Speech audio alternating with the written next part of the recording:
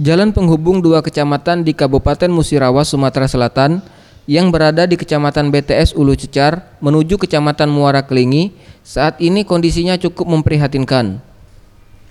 Tampak di beberapa titik sepanjang jalan 2 km rusak parah dan berlumpur hingga berlubang menjadi kubangan air akibat musim penghujan, sehingga memang cukup rentan kecelakaan.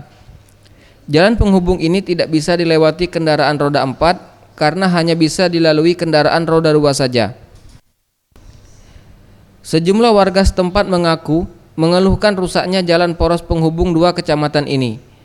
Mengingat akses jalan ini merupakan jalan satu-satunya yang bisa dilalui warga, baik menuju ke kebun maupun untuk menjual hasil pertanian.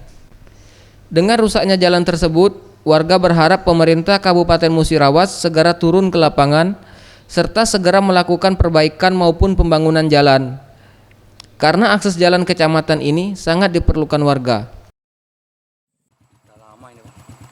Harapan kita dengan pemerintah sendiri gimana, Pak?